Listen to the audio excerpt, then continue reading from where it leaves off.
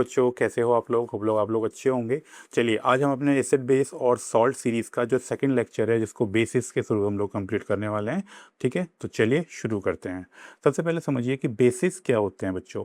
देखो, बेसिस को हम लोगों ने एसिड जैसे टॉपिक पढ़ा था कि हमें मालूम था कि जो कंपाउंड वाटर के साथ डिजॉल्व होकर या वाटर में जाके एच आयन रिलीज करते हैं तो उनको हम बोलते हैं एसिड।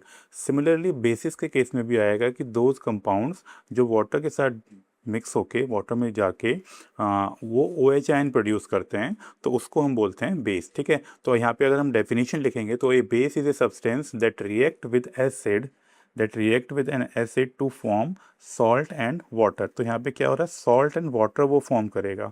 ठीक है, सॉल्ट एंड वाटर। तो जो यहाँ पर ओ एच आयन प्रोड्यूस करना है, किसको क्या प्रोड्यूस करना है, ओ एच आयन हमें प्रोड्यूस करने हैं।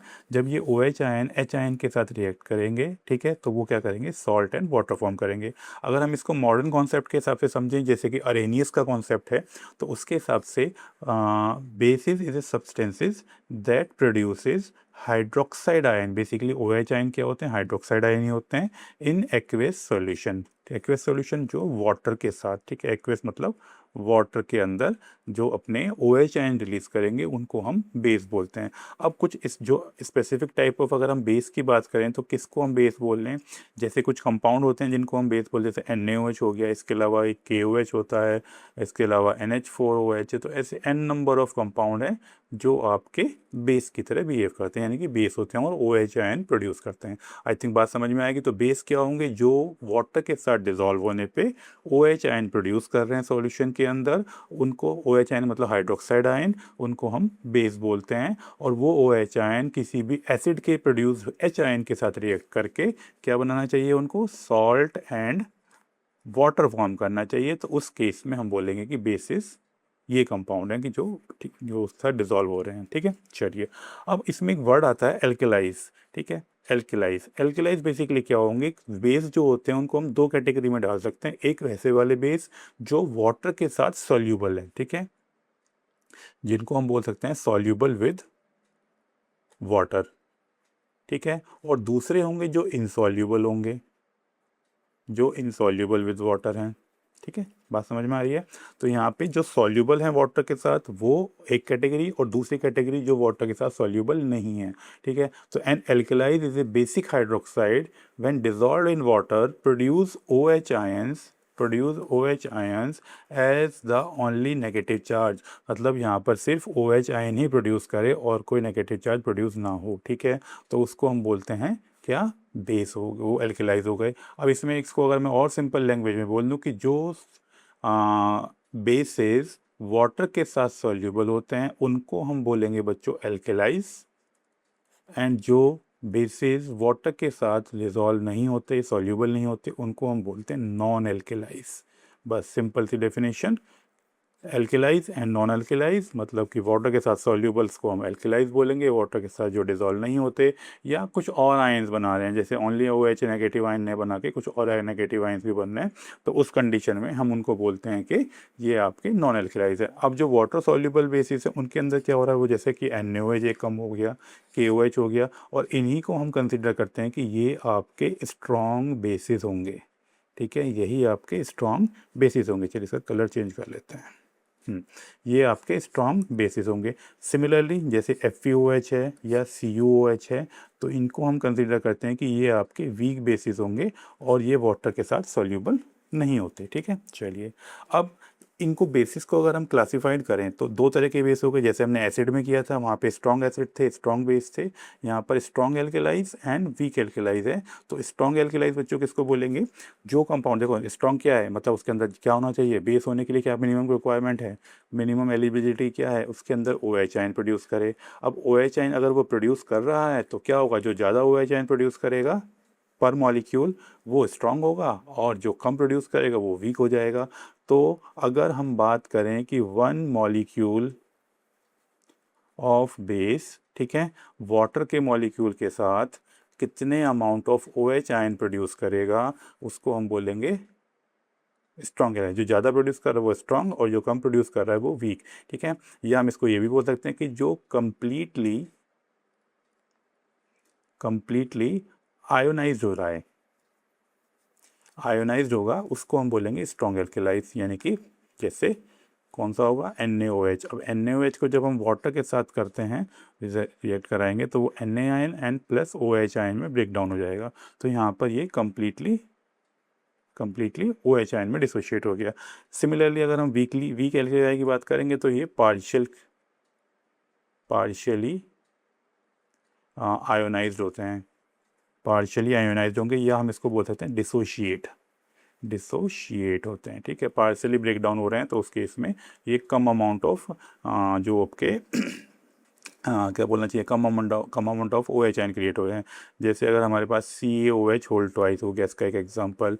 इसके अलावा अगर हम बात करें NH4OH, तो जब ये डिसोशिएट होगा बच्चों तो इसमें क्या बनेगा, एक तो NH4 आयन बनता है प्लस होता है जो कि एंड प्लस एक OH आयन बनाता है। ठीक है, बना तो ये भी एक OH आयन है कि इसके डिसोसिएशन का प्रोसेस जो है वो कंपैरेटिवली स्लो होता है और उसकी वजह से इसको हम वीक बेस की कैटेगरी में डाल देते हैं। चलिए आगे बढ़ते हैं। अब यहाँ पर जो नेक्स्ट आता है वो आता है एसिडिटी ऑफ बेस। ठीक है, जैसे वहाँ पे हमने पढ़ा था बेसिसिटी ऑफ एसिड, ऐसे यहाँ पर होगा एसिडिटी ऑफ बेस। तो वहाँ पे किसके ऊपर डिपेंडेंट थी, नंबर ऑफ H आयन के ऊपर। यहाँ पर डिपेंडेंट किसकी होगी, नंबर ऑफ OH आयन के ऊपर। ठीक है, तो कोई भी बेस या कोई भी एल्केलाइज वाटर में डिजोल्व करने पे पर मॉलिक्यूल जितने number of OH ion produce करता है उसको हम बोलेंगे क्या, उसकी एसिड की, उस बेस की एसिडिटी। ठीक है, वो होगा आपका एसिडिटी ऑफ बेस। जितने OH आयन प्रोड्यूस करेगा उसके हिसाब से उसकी एसिडिटी डिसाइड होगी। तो अगर हम कोई बेस किसी सॉल्यूशन के अंदर 1 हाइड्रोक्साइड आयन प्रोड्यूस कर रहा है तो उस केस में वो मोनो एसिडिक बेसिक होगा। जैसे कि अगर हमने NaOH को कंसीडर किया तो NaOH क्या कर रहा है, NaOH एक Na आयन प्रोड्यूस करेगा एंड एक OH आयन प्रोड्यूस करेगा, तो एक ही OH आयन बना तो ये आपका मोनो एसिडिक हो गया। सिमिलरली KOH को कंसीडर कर सकते हो, तो KOH के केस में भी K ion and plus OH ion. तो इस तरीके से ये जो आपके बेस बना वो मोनो एसिडिक बेस बना। डाई एसिडिक बेस के अंदर क्या होगा, यहाँ पे दो होने चाहिए। जैसे कि अगर हम बात करें CaOH होल ट्वाइस, अब इसको डिसोशिएट करेंगे तो बच्चों कितना बनना है, एक तो कैल्शियम एंड प्लस 2 यहाँ पर OH आयन प्रोड्यूस हो रहे हैं। तो ये जो 2 OH आयन्स हैं ये आपके रिएक्शन में पार्टिसिपेट करेंगे और यहाँ पे बेसिकली हमारे को तो OH आयन के नंबर्स काउंट करने हैं, तो जितने OH आयन प्रोड्यूस करेंगे तो ये हो जाएगा di acidic base. Tri acidic base को कंसिडर करो, अगर हम एल्यूमिनियम हाइड्रोक्साइड को कंसिडर करते हैं तो ये इसका एक मॉलिक्यूल डिसोशिएट होकर 3 OH आयन प्रोड्यूस करेगा। 3 OH आयन प्रोड्यूस हो रहे हैं तो इसकी वजह से ये ट्राई एसिडिक। तो बेसिकली क्या होगा, जो एसिडिटी ऑफ बेस होगी वो डिपेंड करेगी कि नंबर ऑफ OH आयन कितने प्रोड्यूस हो रहे हैं पर मॉलिक्यूल, और पर मॉलिक्यूल जो number of OH ion produce होंगे उसमें जो नंबर होंगे उसके हिसाब से mono acidic base, di acidic base and tri acidic base हम लोग कंसिडर करते हैं। चलिए आगे बढ़ते हैं। अब कुछ बेसिस हैं जिनको अगर हम देखें तो जैसे सोडियम हाइड्रोक्साइड है तो एक बेसिकली वाइट कलर का ये कंपाउंड होता है। ठीक है, पोटेशियम हाइड्रोक्साइड तो सोडियम की तरह ये भी वाइट होता है। कैल्शियम हाइड्रोक्साइड ये भी वाइट है। मैग्नीशियम हाइड्रोक्साइड जिसको मिल्क ऑफ मैग्नीशिया भी बोलते हैं, या इसको हम एंटासिड के लिए भी यूज़ करते हैं, तो जैसे पेस्ट का टेक्सचर होता है क्रीमी, ठीक है, ये कुछ कुछ उसी टाइप का कंपाउंड होता है। उसके अलावा कॉपर हाइड्रोक्साइड का कलर देख ही रहे हो आप, जैसे कि ब्लू कलर के अंदर होगा। और अमोनियम हाइड्रोक्साइड जस्ट लाइक एक ट्रांसपेरेंट होगा, ठीक है, ट्रांसपेरेंटली क्लियर सॉल्यूशन होता है और ये भी एक बेस होता है। तो ये बेस के कुछ कुछ अलग अलग स्टेट्स में है कि लिक्विड फॉर्म में भी हो सकता है, क्रिस्टल फॉर्म में भी हो सकता है, और आपका पेस्ट फॉर्म में भी हो सकता है, पाउडर फॉर्म में भी हो सकता है। तो ये वेराइटी ऑफ फॉर्म है और जहाँ पे इनके कलर्स और कलरफुल, कलरलेस और वाइट कलर में भी हो सकते हैं। तो ये बेसिकली बेस है। चलो अब यहाँ पे प्रिपरेशन ऑफ बेस का आता है। तो बच्चों देखो, जब भी हमें बेसिस को बनाना है तो बेसिस को बनाने के लिए हमें दो तीन चीज़ें याद रखनी है। एक तो हमेशा जो बेस बनेगा वो किसी ना किसी मेटल का ऑक्साइड होता है। हम ये बात जानते हैं कि मेटल ऑक्साइड जो होते हैं वो नेचर में बेसिक होते हैं, ठीक है, उनका जो नेचर होता है वो बेसिक होता है। अब क्योंकि उनका नेचर बेसिक है तो बेसिक नेचर होने की वजह से क्या होगा, उसका जो बेस ऑक्साइड बनेगा, मेटल ऑक्साइड जो बनेगा वो हमेशा कैसा होगा, बेसिक होगा। अब इस मेटल ऑक्साइड को अगर हम वाटर के साथ मिक्स कर देंगे तो वाटर के साथ मिक्स करने पे वो एक प्रॉपर बेस में कन्वर्ट होगा। तो अगर हम यहाँ की रिएक्शन कंसिडर करें तो देखो सबसे पहले क्या हो रहा है, by the action of water on reactive metal मतलब जैसे आपका सोडियम हो गया, पोटेशियम हो गया, कैल्शियम हो गया, ये सब क्या होता है, रिएक्टिव मेटल्स। एक रिएक्टिविटी सीरीज हम लोगों ने प्रीवियस क्लासेस में पढ़ी थी, यहाँ पे भी मैंने बताई है आपको, ठीक है। तो क्या होता है कि reactive metals like sodium, potassium, calcium react with water and to form metal hydroxide which is base and hydrogen gas. अब देखो यहाँ पे हमने सोडियम की रिएक्शन जब वाटर के साथ की, सोडियम को वाटर के साथ ऐड किया तो यहाँ पे सोडियम हाइड्रोक्साइड बना जो कि एक स्ट्रॉन्ग बेस है और इसके साथ जो है आपकी हाइड्रोजन गैस बनती है। लेकिन यहाँ पे सारे मेटल जो होंगे वो वाटर के साथ इस तरीके से रिएक्शन नहीं करेंगे, कुछ सेलेक्टेड मेटल ही होंगे जो हाईली रिएक्टिव है, जैसे सोडियम, पोटेशियम एंड कैल्शियम, ठीक है। कौन कौन से मेटल, सोडियम पहला मेटल, फिर पोटेशियम एंड कैल्शियम, ये तीन मेटल्स जो हम कंसीडर कर रहे हैं यहाँ पे, तो ये आपस में ये वाटर के साथ रिएक्ट करके आपका बेस बनाएंगे। सेकेंड आता है डबल डिकम्पोजिशन या डबल डिस्प्लेसमेंट भी बोल सकते हैं इस रिएक्शन को। अब यहाँ पे क्या होता है कि एक दो मेटल्स कंपाउंड होंगे, दो कंपाउंड होंगे और उनको जब हम रिएक्ट कराएंगे तो उसकी वजह से एक थर्ड कंपाउंड क्रिएट हो जाएगा जो कि बेसिक नेचर में होगा। तो यहाँ पे क्या हो रहा है कि इनमें डबल डिस्प्लेसमेंट रिएक्शन हो रही है। जैसे अगर हम एक एग्जांपल लेंगे, अगर हम कॉपर सल्फाइड के साथ सोडियम हाइड्रोक्साइड को रिएक्ट कराते हैं तो सोडियम क्या है, ज़्यादा रिएक्टिव है कॉपर से, तो सोडियम कॉपर को उसके सॉल्ट सॉल्यूशन से डिस्प्लेस करेगा और क्या बना देगा, Na2SO4। सोडियम यहाँ से आया और SO4 यहाँ से आया तो हमारा कंपाउंड बन गया सोडियम सल्फेट। और इसके बाद जो कॉपर बचता है वो इसके बचे हुए OH के साथ कंबाइंड होके कॉपर हाइड्रोक्साइड बना देगा जो कि एक बेस होता है। तो यहाँ पे ये बेस की तरह हो जाएगा। थर्ड टाइप ऑफ देखें, अगर हम मेटल सल्फाइड्स कोई ऑक्सीजन के साथ रिएक्शन कराएं तो बेसिकली ये वाला पार्ट हम मेटलर्जी में भी पढ़ते हैं। तो मेटल सल्फाइड को अगर हम ऑक्सीजन के साथ हीट करेंगे, देखो इस प्रोसेस में क्या होगा, यहाँ पर इसको हीट करना पड़ेगा, ठीक है। तो जब हम उसको हीट करते हैं तो जो सल्फाइड ओ है कंपाउंड है वो ऑक्साइड में कन्वर्ट होगा। और हम जानते हैं कि मेटल के ऑक्साइड जो होते हैं वो बेसिक होते हैं। तो यहाँ पर ये जो कंपाउंड बना ये जिंक ऑक्साइड बन रहा है और जो कि एज ए बेस बिहेव करेगा। तो ये भी हमारा बेस बना दिया हम लोगों ने, ठीक है। तो जिंक ऑक्साइड, अब इसको जो कंपाउंड बना जिंक ऑक्साइड को अगर हम वाटर के साथ डिसॉल्व कर दें फर्दर तो आपको लिक्विड फॉर्म में जिंक हाइड्रोक्साइड मिल जाएगा, ZnOH होल ट्वाइस।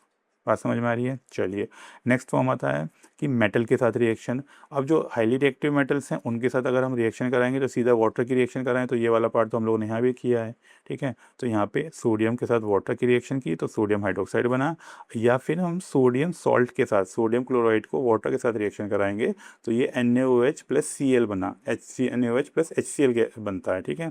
तो ये वाला जो प्रोसेस है कि सोडियम क्लोराइड प्लस वाटर को, अब इसमें एक कंडीशन और आती है कि जो आपका एक प्रोसेस होता है जिसको हम बोलते हैं क्लोर एल्केलाई प्रोसेस,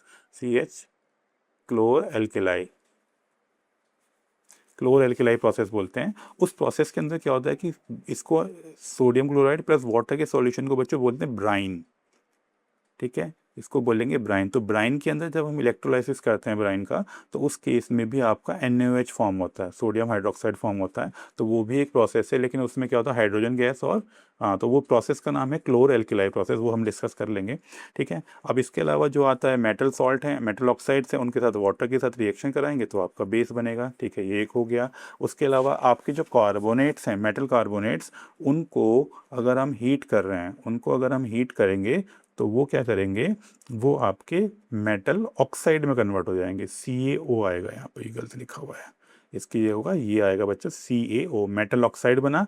अब इस मेटल ऑक्साइड को जब हम वाटर के साथ डिसॉल्व कराएंगे तो ये फिर से आपका बेस में कन्वर्ट हो जाएगा। तो इस तरीके से यहाँ पर ये मेटल कार्बोनेट का हीट करने पे तो ये प्रोसेस हुआ। सिमिलरली अगर हम अमोनिया गैस के ऊपर वाटर को फ्लो कराएंगे, वाटर से रिएक्शन कराएंगे, वाटर में डिसॉल्व करें उसको, तो उस केस में वो अमोनियम हाइड्रोक्साइड नाम का एक बेस बना देता है, जो कि अभी हमने डिस्कस किया था, जिसकी मैंने इमेज भी शो की, ट्रांसपेरेंट लिक्विड होता है।